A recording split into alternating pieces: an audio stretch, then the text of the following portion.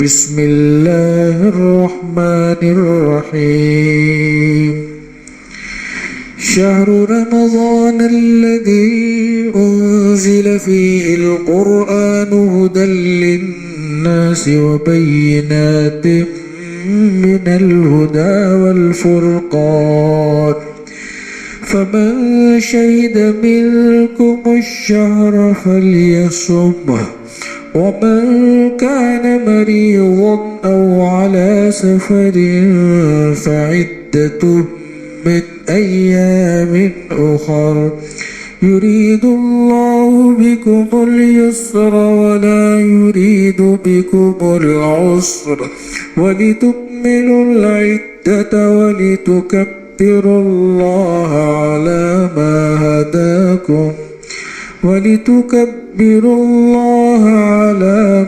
هداكم ولعلكم تشكرون وإذا سألك عبادي عني فإني قريب أجيب دعوة الداعي إذا دعاني فليستجيبوا لي وليؤمنوا بي لعلهم يرشدون صدق اللہ العظیم۔ پچھلی آیات میں اللہ جل جلالہ و عم نوالہ نے روزے کے مقاصد کو بیان فرمایا تھا۔ یا ایھا الذین آمنوا کتب علیکم الصیام، اے ایمان والو تم پر روزے فرض کیے گئے، اگلی امتوں پر بھی فرض کیے گئے تھے۔ کیوں فرض کیے گئے؟ مقصد کیا ہے؟ لعلکم تتقون، تاکہ تم متقی بن جاؤ، تم پرہیزگار بن جاؤ۔ علماء نے لکھا ہے کہ تقویٰ کسے کہتے ہیں؟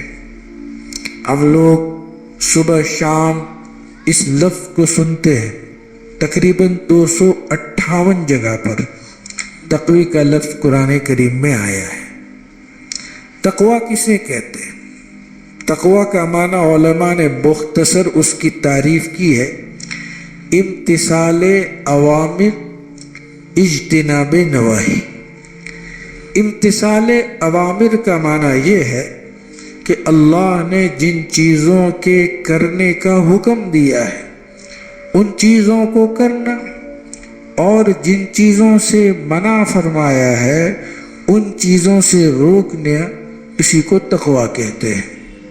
علامہ ابن کثیر رحمۃ اللہ علیہ کی مشہور زمانہ تفسیر علامہ سیوطی رحمۃ اللہ علیہ نے لکھا کہ روئے زمین پر ایسی تفسیر دیکھی نہیں گئی، اور یہی رائے دور حاضر کے مشہور مصنف و مؤلف علامہ یوسف القرضاوی نے اپنی کتاب غالباً ثقافت الداعیہ بہترین کتاب ہے، اس میں انہوں نے لکھا ہے کہ ایک داعی اور ایک دین کے رہبر کو کن علوم کی ضرورت پڑتی ہے، اس کی فہرست بھی دی ہے۔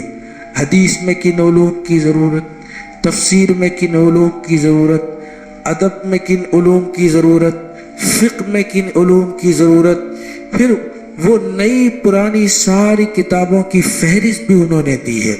اور سب سے بڑی بات یہ ہے کہ اس کا اردو ترجمہ بھی ہو گیا ہے، ہم نے اس کو کئی مرتبہ پڑھا اور اس کتاب سے کافی فائدہ بھی اٹھایا۔ نئی نئی کتابیں بھی ہیں، پرمغز کتاب بھی ہے، اس میں بھی انہوں نے یہی کہا ہے کہ روئے زمین پر ابن کثیر سے اچھی تفسیر کوئی نہیں۔ الحمدللہ ہمارے پاس موجود ہے، اور ہمارے کتب خانے میں بھی اس کے نسخے موجود ہے۔ بہرحال علامہ ابن کثیر رحمۃ اللہ علیہ نے اپنی تفسیر میں یہ بات ارشاد فرمائی ہے۔ حضرت عمر رضی اللہ تعالیٰ عنہ نے حضرت ابی بن کعب سے پوچھا کہ ابی، تقویٰ کسے کہتے ہیں؟ انہوں نے بجائے اصطلاحی جواب دینے کے مثال دے کے سمجھایا، امیر المومنین، آپ کبھی کسی ایسی وادی سے گزرے ہیں جہاں کانٹے دار جھاڑیاں ہو، ذات و شوق، جہاں کانٹے ہو، جھاڑ جھنکھار ہو، ایذا دینے والی چیزیں ہو؟ انہوں نے کہا کہ ہاں۔ کیف تمر امیر المومنین، کیسے گزرتے ہو؟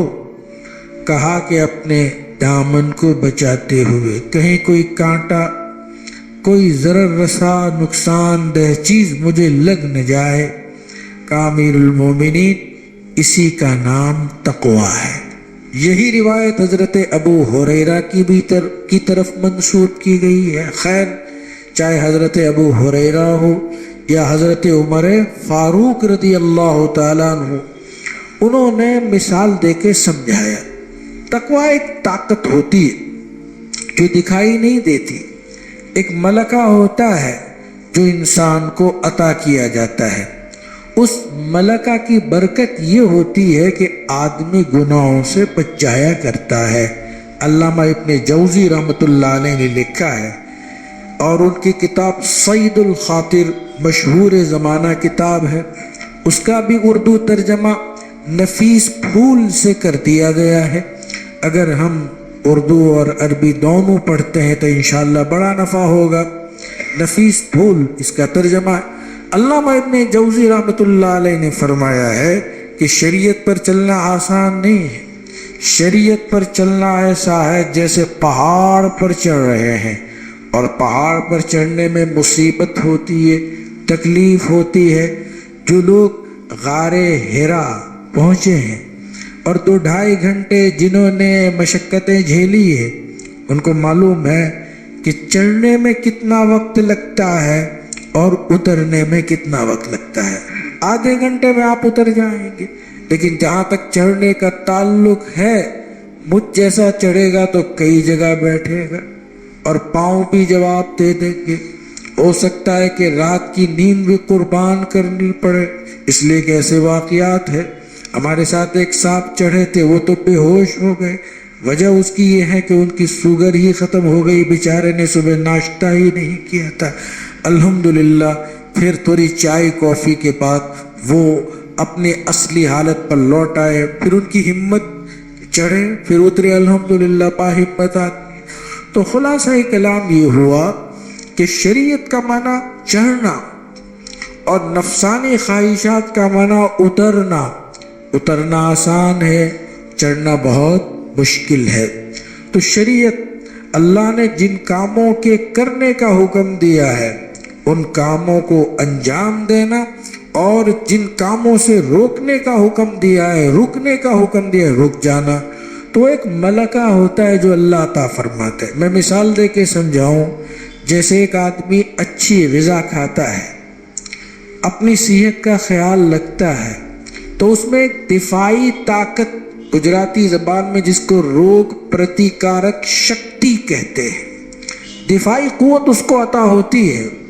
بہت سے امراض ہیں، آج بھی ہیں، فضا میں امراض پائے جاتے ہیں، لیکن جب وہ جراثیم گزرتے ہیں تو ان کو معلوم ہوتا ہے کہ یہ ہماری جائے پناہ نہیں ہے، اس لیے کہ اندر کے جو دوسرے جراثیم دفاعی طاقت ہوتی ہے وہ بڑے مضبوط ہوتے ہیں، وہ ان کو اندر داخل نہیں ہونے دیتے۔ ایسے مختلف امراض جو جراثیم ہوتے ہیں وہ آتے جاتے رہتے ہیں، لیکن اس کا کچھ بگڑتا نہیں۔ کیوں؟ دفاعی طاقت بہت مضبوط ہوتی ہے۔ تو اللہ جن کو تقوی کی دولت عطا فرماتے ہیں اور اللہ خوف عطا فرماتے ہیں، اسباب و وسائل ہونے کے باوجود بھی اللہ کا ڈر اور خوف اور تقوی ان کو ان چیزوں سے باز رکھتا ہے۔ اس کی بہترین مثال حضرت یوسف علیہ السلام۔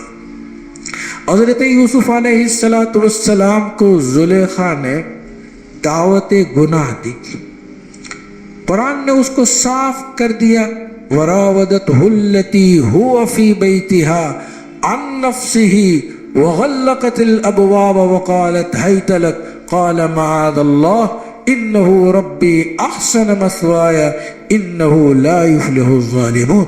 اس خاتون نے جن کے یہاں آپ رہتے تھے دعوت گناہ دیا، ورغلایا، بہکایا، دروازے بند کر دیے۔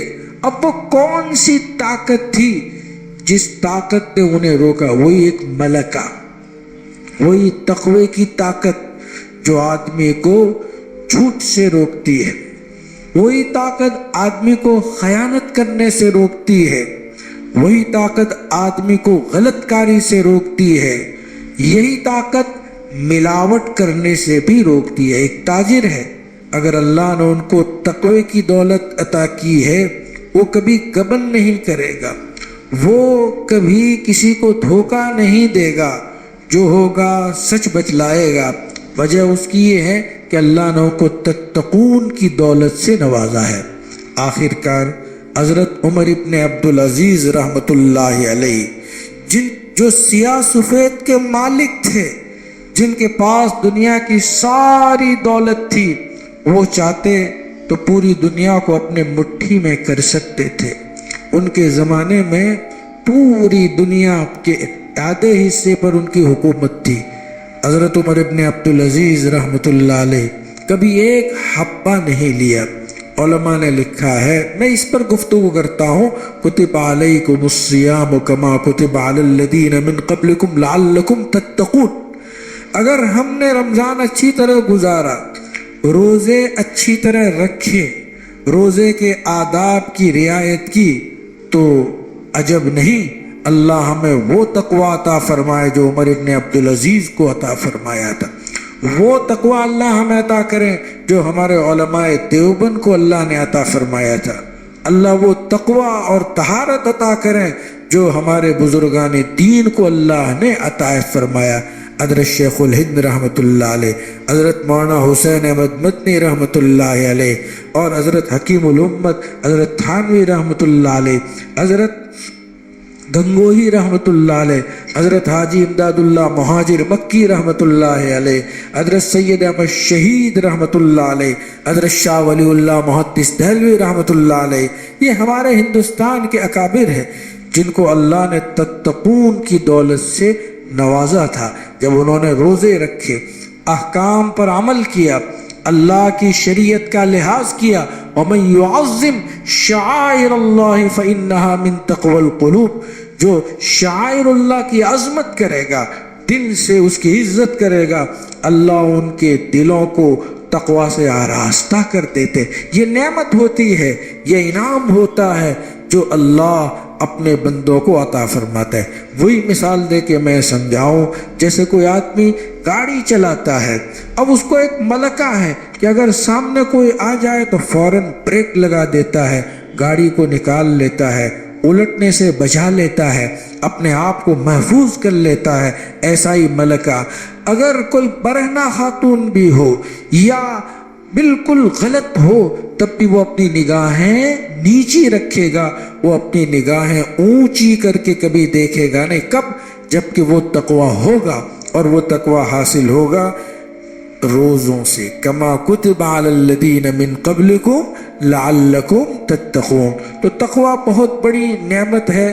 اللہ تبارک و تعالی جب تقوی کے سے آدمی آراستہ ہوتا ہے تو اللہ ان کو دنیاوی لحاظ سے تو نوازتے ہی نوازتے۔ دنیاوی لحاظ سے نوازنے کا مطلب یہ ہے کہ اللہ اس کی عبادت میں حلاوت اور مٹھاس پیدا کر دیتے ہیں، یعنی اس کو نماز میں لطف آتا ہے، دعاؤں میں لطف آتا ہے، اللہ تبارک و تعالیٰ کے ساتھ اس کا خاص رابطہ ہو جاتا ہے اور اللہ ان سے خوش ہو جاتے ہیں۔ تو اللہ تعالیٰ ارشاد فرماتے ہیں، یا ایھا الذین آمنوا کتب علیکم الصیام کما کتب علی الذین من قبلکم لعلکم تتقون۔ اب تقوی حاصل کرنے کے لیے آدمی کو عبادت کرنی پڑتی ہے۔ اللہ کے نیک بندوں نے اپنی زندگی کو وصول کیا۔ میں نے اپنی زندگی میں بعض ایسے احباب بھی دیکھے، ایسے اکابر بھی دیکھے جنہوں نے حصول تقوی کے لیے، اللہ کی رضا کو حاصل کرنے کے لیے دن رات ایک کر دیے۔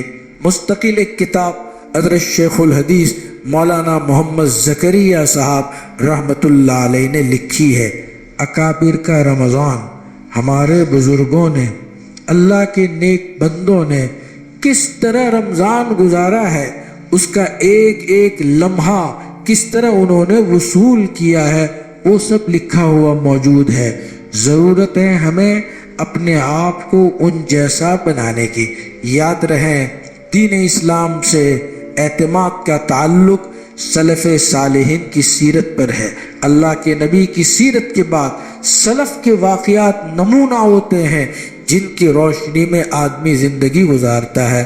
حضرت شیخ الحدیث مولانا محمد زکریا صاحب رحمۃ اللہ علیہ لکھتے ہیں کہ ان کے شیخ حضرت شاہ عبد الرحیم رائے پوری رحمۃ اللہ علیہ کے ہاں رمضان کا مہینہ تلاوت کا مہینہ ہوتا تھا، دن رات تلاوت کیا کرتے تھے، بس ایک آدھ گھنٹہ وہ سوتے تھے۔ اس کا مطلب میں یہ نہیں کہتا کہ آپ بھی، ہر ایک کے قوا بھی الگ ہوتے ہیں، ہر ایک کی طاقت بھی الگ ہوتے ہیں، ہر ایک کا ماحول بھی الگ ہوتا ہے، ہر ایک کے اپنے اندرونی جذبات، اللہ نے ہر ایک کو مستقل بنایا، میں ہوں، آپ ہیں، لیکن بہرحال ان چیزوں کو اگر ہم سامنے رکھتے ہیں تو ہماری ہمت اور طاقت کے مطابق اللہ ہمیں جو توفیق عطا فرمائے وہ ہمیں ضرور کرنا چاہیے۔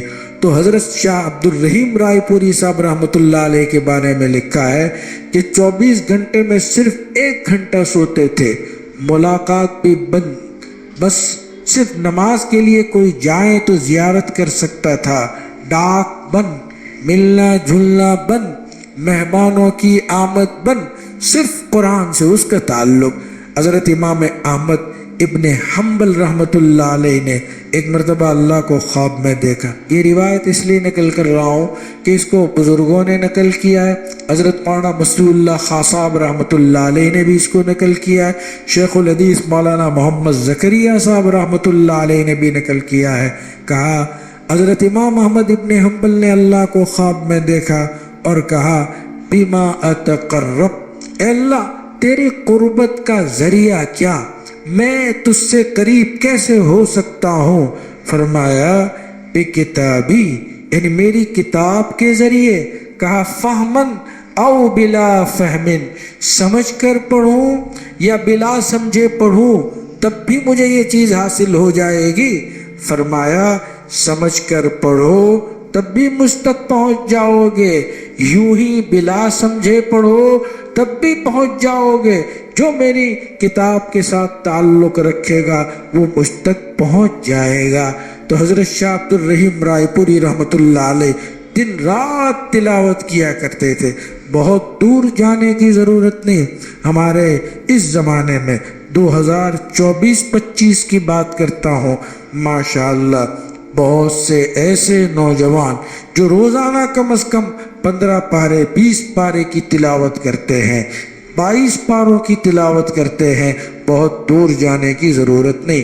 بعض انفاس قدسیہ تو ایسے بھی ہیں جو صبح سے شروع کرتے ہیں اور رات تک اپنے کلام پاک کو پورا کر دیتے ہیں، اللہ ان کی اس تلاوت میں برکت عطا فرماتے ہیں۔ اور میں یہ نہیں کہتا، نوجوان ہمت کی بات ہے، بہت سے بوڑھے جن کی عمر 70 سال سے متجاوز ہیں وہ بھی دن میں پورا قرآن کی تلاوت کر لیتے ہیں۔ میں بارہا ایک واقعہ اپنے استاد محترم حضرت مولانا علی صاحب کاوی رحمۃ اللہ علیہ، جو دارالعلوم کنتھاریا کے نائب محتمم تھے اور جن کی خدمت میں تقریباً 10 سال رہا، آنا جانا ان کے پاس رہتا تھا، بالکل اولاد کی طرح ہم ان کے پاس رہے، انہی کا کھایا بھی، وہ ہمیں خرچ بھی دیتے تھے۔ یعنی خرچ کا مطلب یہ ہے کہ کبھی کبھی جیسے بچوں کو دیتے ہیں ہمیں بھی کوئی موقع پر وہ دیا کرتے تھے۔ الحمدللہ میں ان کی خدمت میں 10 سال رہا اور تقریباً اتنے ہی سال میں نے ان کو قرآن بھی سنایا طالب علم کے زمانے سے۔ آپ دیکھیے جس وقت کی میں بات کر رہا ہوں اس وقت ان کی عمر 75 سے 80 کے درمیان ہوگی، آپ اندازہ لگائیں۔